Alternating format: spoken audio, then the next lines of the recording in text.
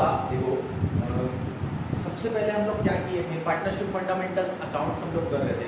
उसमें हम लोगों ने क्या क्या चीज किया हुआ था, उसमें हमने किया हुआ था सबसे पहले हमने मीनिंग किया हुआ था, meaning of a partnership, definition of a partnership, features of a partnership, ठीक है। उसके बाद हम लोग क्या बात किए हुए थे कि राइट्स टू अ पार्टनर, कि पार्टनर्स के क्या क्या राइट्स होते हैं। फिर लास्ट की वीडियो में हम लोग कोई पार्टनरशिप डीड, ये सारी चीजें हम लोग यहाँ तक किए हुए थे, ठीक है। अब देखो कई लोगों के मन में ये लास्ट वीडियो को देखने के बाद एक सवाल पक्का उठ रहा होगा कि क्या सर पार्टनरशिप डीड मतलब रिटर्न डॉक्यूमेंट जो है वो क्या कंपलसरी है? पार्टनरशिप डीड को लास्ट वीडियो में नहीं बता पाया था, अभी बता देता हूं। पार्टनरशिप डीड को हिंदी में साझेदारी संलेख या साझेदारी विलेख बोला जाता है। मतलब साझेदारी विलेख को अगर हम बात करें तो एक्चुअली उसका मतलब डॉक्यूमेंट ही होता है। तो पार्टनरशिप डीड इज कंपलसरी और नॉट, ये बहुत सारे लोगों के मन में सवाल आ रहा होगा। तो ये चीज मैं अभी क्लियर कर देता हूं कि partnership deed is not compulsory. मतलब ये कंपलसरी नहीं है कि आपको रिटर्न डॉक्यूमेंट ही मेंटेन करके चलना है पार्टनरशिप डीड के लिए, मतलब पार्टनरशिप के लिए रिटर्न डॉक्यूमेंट ही मेंटेन करके चलना है। वो पार्टनर्स की अपनी मर्जी है, वो चाहे तो ओरली भी अपना एग्रीमेंट जो है वो कर सकते हैं, मतलब वो बातों बातों में उन्होंने कर लिया, जैसे मैंने पहले बताया हुआ था। लेकिन यहाँ पे भी एक सवाल उठता है, अगर क्या होता है पार्टनर्स जो है वो पार्टनरशिप डीड बना लेते हैं, मतलब रिटर्न डॉक्यूमेंट कर लेते हैं, तो मैंने बताया हुआ था 20 पॉइंट्स उसमें ऑलमोस्ट, कि ये मेन जो पॉइंट है उनको पूरा पूरा लिखना होता है कि description of the partner, description of the firm, ठीक है, और नेचर ऑफ द बिजनेस, और फिर capital contribution, interest on capital, interest on drawing, interest on advance loan, ऐसे सारी चीजें जो है पार्टनर्स हर चीज लिख लेते हैं। लेकिन अगर किसी कारणवश पार्टनर्स ने क्या किया हुआ है, पार्टनरशिप डीड नहीं बनाया है, अगर किसी कारण या किसी रीजन से पार्टनर्स ने पार्टनरशिप डीड नहीं बनाया है, तो वो कैसा एग्रीमेंट मेंटेन करके चल रहे हैं? वो क्या कर रहे हैं? ओरल एग्रीमेंट लेके चल रहे हैं। मतलब ओरल मतलब मुंह जबानी। तो क्या होता है जब उनके बीच कोई डिस्प्यूट होता है, ठीक है, तो अकॉर्डिंग टू पार्टनरशिप एक्ट 1932 वो ये बोलता है कि अगर पार्टनर्स के बीच में ओरल एग्रीमेंट है तो उस केस में उनके लिए कुछ रूल अप्लाई होते हैं, जिनको क्या बोला जाता है? Rules applicable in the absence of partnership deed. Rules applicable in the absence of partnership deed बोलने का मतलब कि जैसे दो पार्टनर हैं, ठीक है, मयंक और चयन दो पार्टनर हैं, ये दोनों के दोनों जो पार्टनर हैं मयंक और चयन, इन्होंने क्या किया? देखो इन्होंने ओरल एग्रीमेंट करके रखा हुआ है, ठीक है, मुंह जबानी इन्होंने बात करके रखा हुआ है। तो हुआ क्या, जब इन्होंने मुंह जबानी बात करके रखा हुआ है, इनके बीच अचानक से कोई टेंशन आ जाता है, तो पार्टनरशिप एक्ट 1932 ये बोलता है कि अगर आपने पार्टनरशिप डीड मेंटेन करके नहीं रखा हुआ है, अगर आपने पार्टनरशिप डीड नहीं बनाया है, तो आपको 6 रूल प्रॉपर फॉलो करने हैं, ठीक है, और इसको आपको मानना पड़ेगा, क्योंकि अकॉर्डिंग टू पार्टनरशिप एक्ट यही माना जाएगा कि पार्टनर्स के बीच जब ओरल एग्रीमेंट है तो उनके लिए 6 रूल एप्लीकेबल होंगे, जिनको हम क्या बोलते हैं? Rules applicable in the absence of partnership deed, ताकि कोई डिस्प्यूट है तो वो जो डिस्प्यूट है ये इन्हीं रूल से सॉल्व आउट किए जाते हैं। तो क्या क्या होता है? देखो सबसे पहला पॉइंट आपको दिख रहा होगा यहाँ पे, rules applicable in the absence of partnership deed में, इसको बेटा हिंदी में क्या बोलेंगे? सीधा सा बात है यार, इसको हिंदी में क्या बोल दिया जाएगा कि साझेदारी संलेख के अभाव में लागू होने वाले नियम, ठीक है। तो sharing of profit and loss, sharing of profit and loss, अगर पार्टनर्स के पास में पार्टनरशिप डीड नहीं है, एब्सेंस है, तो पार्टनर्स क्या है, अपना प्रॉफिट और लॉस कैसे डिस्ट्रीब्यूट करेंगे? Sharing of profit and losses, ठीक है, is equally shared by all partners, ठीक है। तो sharing of profit and losses equally shared by all partners, तो जितने भी पार्टनर्स हैं वो ये प्रॉफिट और लॉस को क्या करेंगे? इक्वल शेयर करेंगे। वहां पे उनके बीच क्योंकि कोई भी एग्रीमेंट, रिटर्न एग्रीमेंट नहीं हुआ है, इसलिए उनको क्या करना पड़ेगा? प्रॉफिट और लॉस को इक्वल शेयर करना पड़ेगा। Point number 2, interest on capital, interest on capital not to be charged by any partners, मतलब कोई भी partner interest on capital partnership firm से नहीं लेगा। कब नहीं लेगा? जब उनके बीच ओरल एग्रीमेंट है, ठीक है। Third number point, interest on drawing not paid to be the firm, मतलब इंटरेस्ट ऑन ड्राइंग्स का जो अमाउंट है, जब आप इंटरेस्ट ऑन कैपिटल चार्ज नहीं कर सकते तो आप इंटरेस्ट ऑन ड्राइंग भी पार्टनरशिप फर्म को पे नहीं करोगे, ठीक है। फिर point number 4, interest on partners loan, ठीक है, अगर कोई पार्टनर जो है पार्टनरशिप फर्म को लोन देता है, ठीक है, तो इंटरेस्ट ऑन पार्टनर्स लोन, ठीक है, is charge to be 6% per annum. ये साफ साफ इंडियन पार्टनरशिप एक्ट 1932 में लिखा हुआ है कि अगर पार्टनर्स के बीच ओरल एग्रीमेंट होता है और क्या होता है, उन्होंने किसी पार्टनर ने पार्टनरशिप फर्म को लोन दिया है, तो वो लोन के बदले में वो 6% पर एनम क्या चार्ज कर लेगा, इंटरेस्ट ऑन लोन चार्ज कर लेगा। फिर आगे की बात देखो, रेम्यूनरेशन टू अ पार्टनर, मैंने पहले ही बताया है कि रेम्यूनरेशन का मतलब क्या होता है, बोनस सैलरी कमीशन। भैया रेम्यूनरेशन मतलब बोनस सैलरी कमीशन किसको दिया जाता है, एम्प्लॉइज को दिया जाता है। पार्टनर्स क्या होते हैं, पार्टनर्स ओनर होते हैं। तो ओनर क्या अपने बिजनेस से सैलरी लेता है क्या? अगर मेरा कोई बिजनेस है तो मेरा उस बिजनेस के प्रॉफिट में मेरा अधिकार बनता है, राइट बनता है। मेरे वहां पे सैलरी लेने का कोई काम है क्या? नहीं। सैलरी कौन लेगा, जो एम्प्लॉइज है। तो इसीलिए remuneration to partners not paid to any partners, किसी भी पार्टनर को रेम्यूनरेशन मतलब सैलरी, बोनस, कमीशन पे नहीं किया जाएगा। फिर देखो last point, admission of a partner. Admission of a partner, जब तक सारे पार्टनर्स एग्री नहीं करेंगे किसी भी नए पार्टनर को पार्टनरशिप फर्म में एडमिशन नहीं दिया जाएगा। तो ये सबसे 6 इंपॉर्टेंट पॉइंट है जब हम लोग प्रैक्टिकल सॉल्व करना स्टार्ट करेंगे। ठीक है, जब हम प्रैक्टिकल सॉल्व करना स्टार्ट करेंगे तो एक चीज देखना कि यहां पे क्या लिखा हुआ है, rules applicable in the absence of partnership deed. 6 point लिखे हुए हैं। अगर क्वेश्चन में आपको क्लियरिफाई करके बता देता है कि partnership deed is not available, तो जब पार्टनरशिप डीड अवेलेबल नहीं होगा क्वेश्चन में, तो ये 6 पॉइंट हमको प्रॉपर क्या करने होंगे, इसी के अकॉर्डिंग हमको उस क्वेश्चन को सॉल्व आउट करना होगा। मतलब पार्टनर्स के जो प्रॉफिट होंगे हम वो इक्वली शेयर करेंगे, वहां पे इक्वली डिस्ट्रीब्यूट करेंगे उनको। इंटरेस्ट ऑन कैपिटल कोई भी पार्टनर को पे नहीं किया जाएगा। इंटरेस्ट ऑन ड्रॉइंग किसी भी पार्टनर से चार्ज नहीं किया जाएगा। Interest on partners loan, partner अगर कोई लोन देते हैं तो 6% पर एनम के अकॉर्डिंग उनको इंटरेस्ट ऑन लोन का अमाउंट जो है वो पे किया जाएगा। ठीक है, रेम्यूनरेशन टू पार्टनर, किसी भी पार्टनर को सैलरी, बोनस, कमीशन वाला सवाल ही नहीं उठता कि उनको पेमेंट किया जाएगा। उसके बाद admission of a partner. Admission of a partner, किसी भी नए पार्टनर का एडमिशन जो है वो सारे के सारे पार्टनर्स जब तक एग्री ना कर ले उनको एडमिशन नहीं कराया जाएगा। तो ये प्रॉपर आप इसको कर लो। अभी तक याद रखना, जो भी चीजें मैं बता रहा हूं रूटीन बाय रूटीन उसको प्रॉपर देखो। ये वो चीजें हैं जो एक्चुअली आपके एग्जाम्स में पूछे जाते हैं। ठीक है, और इनका आपको मालूम होना बहुत जरूरी है। ठीक है, तो आगे की वीडियो अब हम आगे की जो वीडियो क्या आगे इसी के साथ ही हम लोग चलने वाले हैं। तो इसके बाद हमारा जो नेक्स्ट टॉपिक है, ठीक है, अब उस पर फोकस करना। अब हम चालू करने वाले हैं हमारे प्रैक्टिकल से रिलेटेड जितने भी फॉर्मूला है, फॉर्मेट है, ये सब चीजें हम लोग चालू करेंगे। ठीक है, तो आ जाओ अब आगे देखो क्या करने वाले हैं हम लोग। ठीक है, तो देखो rules applicable in the absence of partnership deed के बाद हम लोग अपना स्टार्ट करते हैं कि पार्टनरशिप जब हम लोग सॉल्व करेंगे। ठीक है, पार्टनरशिप के क्वेश्चंस हम लोग सॉल्व करना स्टार्ट करेंगे तो सबसे पहले क्या होता है, हमको एक फॉर्मेट की जरूरत पड़ती है। इस फॉर्मेट का क्या नाम है, profit and loss appropriation account. बेटा ये प्रॉफिट एंड लॉस एप्रोप्रिएशन मतलब profit and loss appropriation account को जानने से पहले मेरी बात ध्यान से सुनना। ठीक है, जो मैं बताना चाह रहा हूं, क्लास 11 याद होगा, क्लास 11 में फाइनल अकाउंट्स नाम का चैप्टर याद होगा। फाइनल अकाउंट चैप्टर में क्या क्या करते थे हम लोग ट्रेडिंग अकाउंट बनाते थे, फिर हम क्या करते थे, प्रॉफिट एंड लॉस अकाउंट बनाते थे, फिर हम बैलेंस शीट बनाते थे। तो जो हम फाइनल अकाउंट आप प्रिपेयर करते हैं वो किनके लिए होता है, सोल प्रोप्राइटर्स के लिए। सोल प्रोप्राइटर्स का मतलब जो सिंगल ओनर होता है, वन मैन आर्मी टाइप का। ठीक है, मतलब विद्युत जामवाल टाइप का आदमी, वन मैन आर्मी वाला, अकेले 100-150 लोगों से लड़ गया। ठीक है, तो वो क्या हो गया, सोल प्रोप्राइटरशिप के लिए हम क्या बनाते थे, trading account, profit and loss account और बैलेंस शीट। वहां हम क्या करते थे कि जब हम ट्रेडिंग अकाउंट बनाते थे वहां से ग्रॉस प्रॉफिट कैलकुलेट होके आता था, फिर हम profit and loss account prepare करते थे, वहां से हमारा नेट प्रॉफिट कैलकुलेट होके आता था या नेट लॉस कैलकुलेट होके आता था।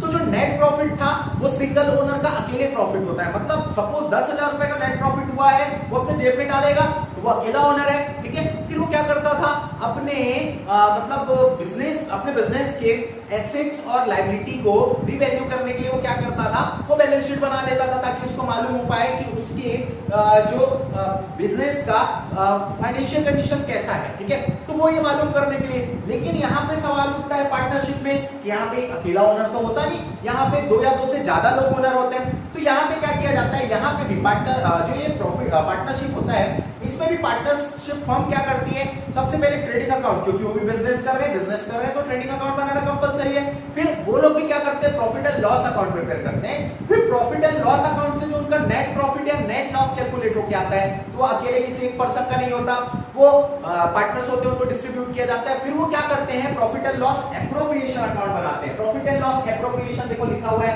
एप्रोप्रिएशन का मतलब होता है डिस्ट्रीब्यूशन। डिस्ट्रीब्यूशन मतलब पार्टनर्स को प्रॉफिट एंड लॉस को जो भी है वो उनके हिस्से का बंटवारा उनको कर देना। तो इस अकाउंट में हम क्या करते हैं, कहीं ना कहीं पार्टनर्स को इंडिविजुअली जिस पार्टनर को जो अमाउंट मिलने वाला है वो उनको बांट दिया जाता है, डिस्ट्रीब्यूट कर दिया जाता है तो उसको क्या बोल दिया जाता है, profit and loss appropriation account. देखो कोई बहुत बड़ा टेंशन वाला फॉर्मेट नहीं है। यहाँ अगर बात करते हो तो डेबिट साइड में देखो गिनती से 1 2 3 4 5 6 आइटम्स इधर लिखे हुए हैं। क्रेडिट साइड में बात करते हो तो 3 आइटम्स लिखे हुए हैं। ये प्रॉपर याद कर डालो, मेरी बात मानो, याद करने का मतलब रट्टा रट्टू टोता वाला नहीं, ये अपने दिमाग के एसडी कार्ड मेमोरी कार्ड में फिट करके रखो। और क्या करना है, जब हम क्वेश्चन सॉल्व करेंगे, तो ऐसा एक फॉर्मेट बनाओ, जो अमाउंट जहां आने वाला है उसको सिर्फ पुट करके छोड़ो। ये जब मैं प्रैक्टिकल क्वेश्चन बताऊंगा तो इसका टेक्निक भी बताऊंगा। क्या होता है, हार्ड वर्क के साथ साथ आपको स्मार्ट वर्क भी आना चाहिए। जहां आपको जरूरत है हार्ड वर्क करने का, वहां डेफिनेटली हार्ड वर्क करो। जहां आपको जरूरत नहीं है हार्ड वर्क करने का, जहां स्मार्ट तरीके से आप अपना काम कर सकते हो तो आप कर सकते हो। तो ये देखो, ठीक है, तो स्मार्ट वर्क के लिए क्या करना है, सबसे पहले हम देखते हैं यहाँ पे लिखा क्या क्या है। तो आते हैं सबसे पहले, देखो क्या लिखा हुआ है फॉर्मेट में, profit and loss appropriation account for the year ended 31 मार्च 31 दिसंबर, जो भी ईयर है 2021 22 20 23, जैसा ईयर आएगा वो ईयर हमको यहाँ नोट डाउन कर देना है। फिर फॉर्मेट में देखो क्या बना हुआ है, पर्टिकुलर अमाउंट डेबिट साइड में, पर्टिकुलर अमाउंट क्रेडिट साइड में, पर्टिकुलर अमाउंट। बात करते हैं सबसे पहले क्रेडिट साइड और डेबिट साइड में। देखो दोनों साइड पे, डेबिट और क्रेडिट साइड के जो पहले जो आइटम्स लिखे हुए हैं दोनों में कॉमन है। क्या कॉमन है, देखो to profit and loss account, profit and loss account, फिर लिखा हुआ है by profit and loss account. लेकिन ये दोनों चीजें अलग अलग हैं। देखो क्या होता है, by profit and loss account जो लिखा हुआ है वहां पे क्या लिखा हुआ है, net profit. To profit and loss account जहां पे लिखा हुआ है वहां पे क्या लिखा हुआ है, नेट लॉस। तो देखो जब हम profit and loss account prepare करते हैं तो वहां से हमको क्या होता है, या तो नेट प्रॉफिट कैलकुलेट होके आया है या नेट लॉस कैलकुलेट होके आया है। ठीक है, तो यहाँ पे क्या होता है, अगर हमको नेट प्रॉफिट कैलकुलेट होके आया है तो याद होगा नेट प्रॉफिट कहां कैलकुलेट होके आता है, प्रॉफिट एंड लॉस अकाउंट में, डेबिट साइड में। तो वो डेबिट साइड से क्रेडिट साइड में, प्रॉफिट एंड लॉस एप्रोप्रिएशन के क्रेडिट साइड में वो ट्रांसफर हो जाता है। सपोज 50,000 का प्रॉफिट है तो bye profit and loss account bracket में हमने लिखा हुआ है नेट प्रॉफिट, 50,000 हम अमाउंट पे शो कर देंगे। और अगर जस्ट अपोजिट लॉस लिखा हुआ है तो लॉस को प्रॉफिट एंड लॉस अकाउंट के क्रेडिट साइड में नोट डाउन किया जाता है। तो क्रेडिट साइड में उसको जब नोट डाउन किया जाता है तो वो कहां ट्रांसफर हो जाएगा, एप्रोप्रिएशन अकाउंट के डेबिट साइड में। किस नाम से, to profit and loss account net loss. जितना अमाउंट है, सपोज 50,000 का नेट लॉस का अमाउंट है वो हम यहां पे शो कर देंगे। तो ये बातें अभी तक क्लियर होनी चाहिए। अब मेरी बात ध्यान से सुनना, ठीक है, आगे जो मैं बात बता रहा हूं वो ध्यान से सुनना।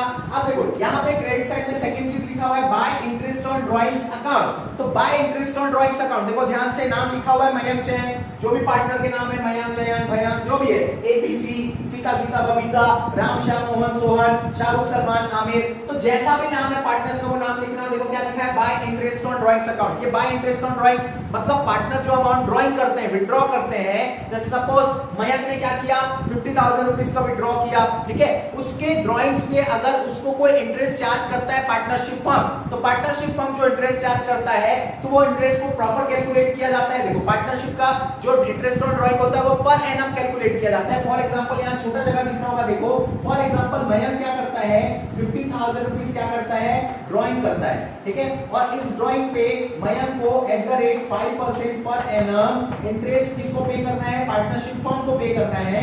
तो ये 50,000 का इंटू 5% हम क्या करेंगे, कैलकुलेट करेंगे, मतलब कितना अमाउंट कैलकुलेट हो गया है, 2500, ठीक है। अगर सपोज मयंक ने अमाउंट विड्रॉ किया था 1 अप्रैल पे, तो 1 अप्रैल को 31 मार्च पूरे साल भर होते हैं, एक साल का इंटरेस्ट इतना कैलकुलेट हो गया।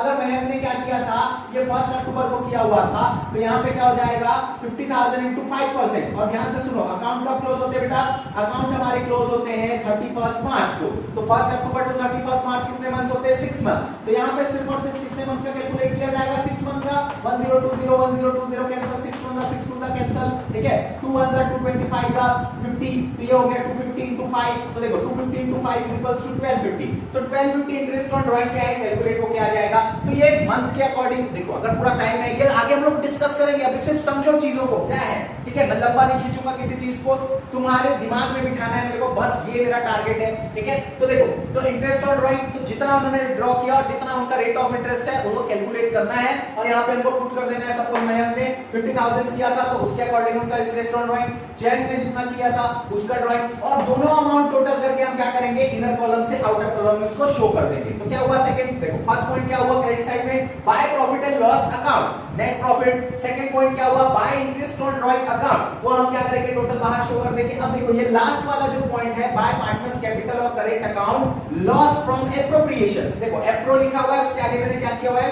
देखो डॉट किया है, मतलब वो एप्रोप्रिएशन है। तो ये हम सबसे लास्ट में कैलकुलेट करते हैं कि पार्टनर्स को क्या हुआ, बिजनेस करने से प्रॉफिट हुआ कि लॉस हुआ। ये कब कैलकुलेट होगा, जब हम यहाँ के, देखो हम यहाँ पे जो ये दो आइटम्स थे इनको पहले हम क्या करेंगे, इन दो को हम सबसे पहले नोट डाउन कर लेते हैं। ये दो जब हम नोट डाउन करेंगे उसके बाद हम कहां चले जाएंगे, हमारे डेबिट साइड में हम कूद देंगे, सीधे सीधे डेबिट साइड में हम जंप करेंगे। तो देखो यहाँ पे ये दो चीजों को जब हम लिख लेंगे और उसके बाद यहाँ पे हम क्या करते हैं, यहाँ से हमारा ऑलमोस्ट ये रिजर्व तक का जो जब हम सारी चीजों को कैलकुलेट करते हैं तब हमको मालूम चलता है कि profit and loss appropriation account से पार्टनर्स को प्रॉफिट हुआ है कि लॉस हुआ है। अगर प्रॉफिट हुआ है तो डेबिट साइड, लॉस हुआ है तो क्रेडिट साइड। सेम देखो ऊपर के 2 पॉइंट और नीचे के 2 पॉइंट एक दूसरे से, दोनों में से एक एक आते हैं, एनी मतलब कोई भी एक आएगा, ठीक है, एनीवन, ठीक है। तो अगर प्रॉफिट एंड लॉस अकाउंट से क्या हुआ है, नेट लॉस हुआ है तो यहाँ आएगा, प्रॉफिट हुआ है तो इधर आएगा। दो में से कोई एक चीज एक टाइम पे किसी भी बिजनेस को सेम ईयर पे प्रॉफिट और सेम ईयर पे लॉस, दोनों चीजें एक साथ नहीं हो सकती, या तो प्रॉफिट होगी या तो लॉस होगी, ठीक है। तो ये दो में से कोई एक चीज। अब देखो यहाँ लिखा हुआ है to interest on capitals account. Interest on capitals account बोलने का मतलब पार्टनर्स को जो भी चीजें उन्होंने अपने बिजनेस में कंट्रीब्यूट किया था कैपिटल, तो वो कैपिटल पे जो इंटरेस्ट वो चार्ज करने वाले, सपोज मयंक ने 5 लाख और जयंत ने 5 लाख इंटरेस्ट कैपिटल इंट्रोड्यूस किया था अपने बिजनेस पे और वो उस पे 5% इंटरेस्ट चाहते हैं, तो 5 लाख का 5% और 5 लाख का 5%, ठीक है। 25,000 को क्या करेंगे, इनर कॉलम से आउटर कॉलम में शो कर देंगे। टू पार्टनर सैलरीज अकाउंट, अगर कोई पार्टनर सैलरी चार्ज करता है, सपोज मयंक सैलरी चार्ज करता है, तो नीचे से वही चीज मयंक का नाम लिखेंगे, to partner salaries account. Mayank जितना वो सैलरी चार्ज करता है, हो सकता है वो पर एनम सैलरी चार्ज करे, पूरे साल भर की सैलरी एक बार में चार्ज करे। क्वार्टरली वो सैलरी चार्ज करे, क्वार्टरली मतलब 3 महीने के हिसाब से वो सैलरी चार्ज करे, मतलब ईयर में 4 बार।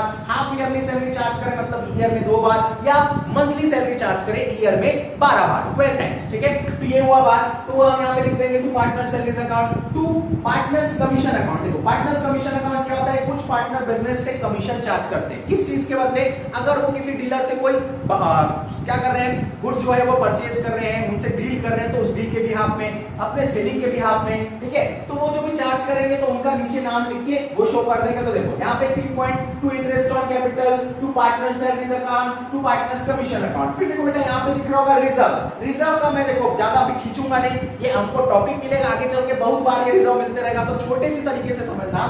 टू रिजर्व, जैसे इंटरेस्ट ऑन कैपिटल ये किसका होता है, पार्टनर्स का होता है। इंटरेस्ट ऑन पार्टनर सैलरी ये किसके पास चला जाता है, पार्टनर के पास चला जाता है। पार्टनर कमीशन ये किसके पास चला जाता है, ये भी पार्टनर्स के पास चला जाता है। लेकिन हमने पढ़ा हुआ था कि पार्टनरशिप फर्म और पार्टनर्स ये दोनों क्या होते हैं, अलग अलग होते हैं। तो पार्टनरशिप फर्म भी कुछ अपने पास रखता है संभाल के, इसलिए रखता है ताकि फ्यूचर में कोई टेंशन हो, अचानक पैसों की जरूरत हो तो वो किसी से मांगने तो जाएगा नहीं, ठीक है। फिर लोन का झंझट, वो हर पार्टनर बिजनेस लोन का झंझट नहीं चाहता। देखो तो रिजर्व का मतलब क्या होता है, जैसे तुम लोग अपने घर में पिगी बैंक बना के रखते हो। पिगी बैंक क्या करते हैं हम लोग, पिगी बैंक में क्या करते हैं, अपने जरूरत के हिसाब से थोड़ा थोड़ा पैसा उसमें डालते रहते हैं, ठीक है। और उसके बाद जब हमको अचानक से ऐसा लगता है कि अब हमारे पिगी बैंक में काफी पैसे जमा हो गए और मुझे ये चीज खरीदना था, मैंने ये चीज खरीदने के लिए क्या किया था, पैसा डिपॉजिट करना स्टार्ट किया था, उठाया उसको, हमने जय माता दी किया और जमीन में धड़ाम से फटका, ठीक है। जितने पैसे आए वो पैसे हम क्या करते हैं, यूटिलाइज करते हैं। वैसी फर्म क्या करती है, जो भी बिजनेस होती है वो अपने लिए रिजर्व बना के रखती है, मतलब सीधा सीधा छोटा छोटा गुल्लक। इसका एक और एग्जांपल शायद ऐसे ना समझ आया होगा, एक मूवी आई थी, याद होगा, सलमान खान की, ठीक है। ये राधे वाली मूवी नहीं, उसके पहले एक मूवी आई थी जिसका नाम था मुझसे शादी करोगी। मुझसे शादी करोगी में सलमान खान ने क्या किया था, 3 अलग अलग पिगी बैंक बना के रखे हुए थे।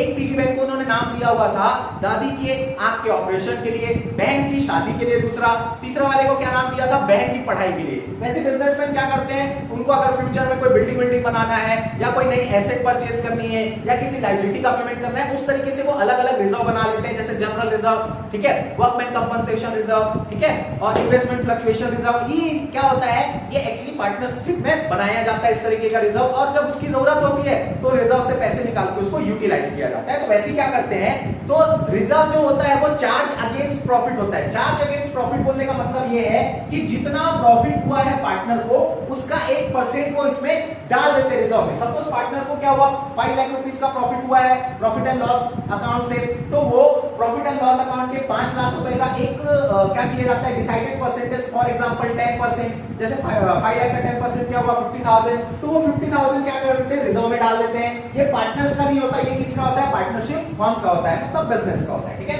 तो ये 5 चीजें यहां पे लिखते हैं, देखो याद करने से याद हो जाएगा। अब देखो ध्यान से सुनना, डेबिट को साइड पे क्या लिखा हुआ है, डेबिट साइड पे वो चीजें लिखी हुई है। देखो ये profit and loss appropriation account जो है ये कौन बनाता है, पार्टनरशिप फर्म बनाता है। मतलब पार्टनरशिप फर्म खुद नहीं बनाता। देखो यार बिजनेस कैसे कोई चीज बना सकता है, बिजनेस किसी को अथॉरिटी देता है। जैसे कोई पार्टनर अथॉरिटी लेके रखा हुआ है कि ये जितने भी अकाउंट्स है वो मैं मेंटेन कर लूंगा, ठीक है। पार्टनर्स अलग अलग काम डिस्ट्रीब्यूट कर लेते हैं कि अकाउंट में मेंटेन कर लूंगा, कैश के ट्रांजैक्शन, बैंक के ऑपरेशंस मैं कर लूंगा, ठीक है। तो जो पार्टनर की रिस्पांसिबिलिटी है वो फर्म के बदले ये चीज बनाता है, पार्टनरशिप फर्म के बदले। तो देखो क्या लिखा हुआ है डेबिट साइड पे, क्या लिखा हुआ है, जितने भी अमाउंट पार्टनरशिप फर्म पार्टनर्स को पे करता है, जो पैसे चले जाते हैं पार्टनरशिप फर्म के पास से, वो चीजें यहां पे लिखा हुआ है उन्होंने। और क्रेडिट साइड पे क्या लिखा है, जो पार्टनरशिप फर्म के पास आता है, प्रॉफिट एंड लॉस अकाउंट का प्रॉफिट का पैसा पार्टनरशिप फर्म के पास आया, वो उन्होंने यहां लिख दिया। Interest on drawing account, partner जो इंटरेस्ट ऑन ड्राइंग का अमाउंट पार्टनरशिप फर्म को देंगे, वो यहां पे उन्होंने लिख दिया। तो ये पैसे किसके पास आते हैं, पार्टनरशिप फर्म के पास से। और इन्हीं पैसों से क्या किया जाता है, इन सारी चीजों का पेमेंट किया जाता है। सबसे पहले इंटरेस्ट ऑन कैपिटल का पेमेंट किया जाता है, पार्टनर्स के जो कैपिटल्स हैं उन पे इंटरेस्ट चार्ज होता है, वो पेमेंट। फिर पार्टनर की जो सैलरी है अगर कुछ है तो वो दिया जाता है, पार्टनर के कोई कमीशन है तो वो पेमेंट किया जाता है, कोई रिजर्व बनाया जाता है, रिजर्व का मतलब मैंने बताया सिंपली, ठीक है। तो ये रिजर्व अगर बनाया जाता है तो रिजर्व का अमाउंट पे किया जाता है। अब देखो फिर क्या किया जाता है, हमारे क्रेडिट साइड और डेबिट साइड में ये चेक किया जाता है कि किस साइड का टोटल ज्यादा आ रहा है। जैसे यहाँ के शुरू के 5 पॉइंट और वहां के शुरू के 2 पॉइंट, ये चेक किया जाता है कि किस साइड का टोटल ज्यादा आ रहा है। फॉर एग्जांपल हमारे क्रेडिट साइड, वैसे तो 99.99% केसेस में क्या होता है, हर बिजनेस को प्रॉफिट होता है, कोई बिजनेसमैन लॉस में काम नहीं करता। लॉस में जब वो कंटिन्यू काम करता है अपने बिजनेस को शट डाउन करता है और कोई नया बिजनेस एस्टैब्लिश करता है, स्टार्ट करता है। तो हमारे क्रेडिट साइड का टोटल क्या होता है, ज्यादा आता है 99% केसेस में। तो क्रेडिट साइड का टोटल आया, उसको हमने यहाँ पे लिखा। सपोज क्रेडिट साइड का टोटल हमारा 10 लाख रुपए आया, 10 लाख रुपीस आया। वहां से हमारे डेबिट साइड के ये जो 5 पॉइंट्स है उनको माइनस कर देते हैं, ठीक है। माइनस हमने किया तो माइनस करने के बाद 5 लाख रुपए का टोटल अमाउंट था, ये माइनस करने के बाद 5 लाख रुपए जो बचा उस पे किसके राइट बन जाते हैं, पार्टनर्स के। टू पार्टनर्स कैपिटल और करेंट अकाउंट। बेटा ये जो कैपिटल और करेंट अकाउंट जो दिख रहा है ना, ये हम लोग नेक्स्ट टॉपिक में हम लोग इसको डिस्कस करेंगे। टेंशन नहीं लेने का है, बस समझने जाने का है, ठीक है। तो टू पार्टनर्स कैपिटल और करेंट अकाउंट, देखो ब्रैकेट में क्या लिखा है, प्रॉफिट फ्रॉम एप्रोप्रिएशन, मतलब प्रॉफिट फ्रॉम एप्रोप्रिएशन मतलब एप्रोप्रिएशन अकाउंट से उनको जो प्रॉफिट हुआ, ये प्रॉफिट किनको डिस्ट्रीब्यूट किया जाता है, पार्टनर्स को। कैसे डिस्ट्रीब्यूट किया जाता है, in their agreed profit sharing ratio, मतलब पार्टनर्स का जो प्रॉफिट शेयरिंग रेशियो था उस पे इसको क्या किया जाता है, डिस्ट्रीब्यूट किया जाता है, ठीक है। तो ये चीजें यहां तक लिखते हैं। तो ये डिस्ट्रीब्यूट जैसे इक्वली डिस्ट्रीब्यूट होता है। 5 लाख रुपए का प्रॉफिट आया, 2,50,000, ठीक है। और अगर उसके अलावा कोई शेयर था कि मयंक जो था वो 3 इनका रेशियो क्या था, 3:2, तो मयंक को क्या मिल जाएगा, 3/5 और 2/5। ये भी हम आगे डिस्कस करेंगे, जब मैं कोई प्रैक्टिकल क्वेश्चन तुमको बताऊंगा तो हम डिस्कस करेंगे, ठीक है। और अगर क्या होता है, हमारे डेबिट साइड की 5 पॉइंट का टोटल ज्यादा आ जाता है और क्रेडिट साइड की 2 पॉइंट का टोटल कम हो जाता है उनसे, तो पार्टनर्स को क्या होता है, एप्रोप्रिएशन से लॉस होता है बाय पार्टनर्स कैपिटल और current account, loss from appropriation. तो जिस तरीके से वो प्रॉफिट डिस्ट्रीब्यूट करते हैं उसी तरीके से वो अपना लॉस भी बियर करते हैं। उस लॉस को भी वो क्या करते हैं, आपस में बांटते हैं और वो यहां पे चला जाता है पार्टनरशिप फर्म के पास। तो ये बेटा सिंपल सा फॉर्मेट है। डेबिट साइड में 6 पॉइंट टोटल लिखे हुए और क्रेडिट साइड पे 3 पॉइंट लिखे हुए हैं। ये प्रॉपर याद कर लो, मेंटेन कर लो, खुद ब खुद ये सारी चीजें जो है समझ आ जाएंगी, ठीक है। तो ये करने के बाद हम लोग क्या करेंगे, जब मैं प्रैक्टिकल स्टार्ट करूंगा, मैं कोशिश करता हूं नेक्स्ट वीडियो में हम इसके क्वेश्चन बनाते हैं, ज्यादा बेटर है कि शुरू के 3-4 क्वेश्चन इसके लिए हम बात करते हैं ताकि आपको कंटिन्यूटी में वो चीज जो है वो समझ आ जाए। ओके, तो यहां तक आपको करके रखना है।